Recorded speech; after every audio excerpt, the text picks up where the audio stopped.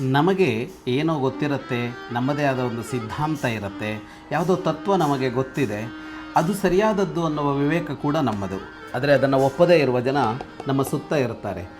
ಅದು ನಮ್ಮ ಪರಂಪರೆಯ ಸಿದ್ಧಾಂತನ ಒಪ್ಪದೇ ಇರುವವರು ಇರ್ಬೋದು, ನಮ್ಮ ಮತವನ್ನು ಒಪ್ಪದೇ ಇರುವವರು ಇರ್ಬೋದು, ನಮ್ಮ ರಾಜಕೀಯ ನಿಲುವುಗಳನ್ನು ಒಪ್ಪದೇ ಇರುವವರು ಇರಬಹುದು, ಅಥವಾ ಒಂದು ಕಾರ್ಯವನ್ನು ಹೇಗೆ ಮಾಡಿದರೆ ಯಶಸ್ಸು ಸಿಗತ್ತೆ ಅಂತ ಅನ್ನುವ ಅಂಶ ಇದೆಯಲ್ಲ, ಅದನ್ನು ಒಪ್ಪದೇ ಇರುವವರು ನಮ್ಮ ಸುತ್ತ ಇರಬಹುದು.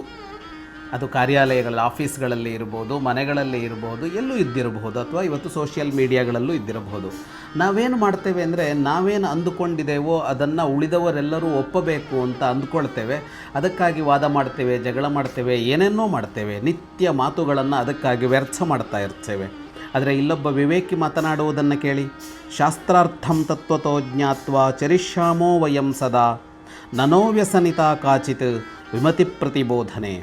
ಶಾಸ್ತ್ರದ ಅರ್ಥ ಏನು, ತತ್ವ ಏನು ಅನ್ನೋದನ್ನು ನಾನು ಚೆನ್ನಾಗಿ ತಿಳಿದುಕೊಂಡಿದ್ದೇನೆ, ಅದರಂತೆ ನಡೆದುಕೊಳ್ತೇನೆ, ನಾನು ಅದಕ್ಕೆ ಅನುಗುಣವಾಗಿ ನಡೆದುಕೊಳ್ತೇನೆ.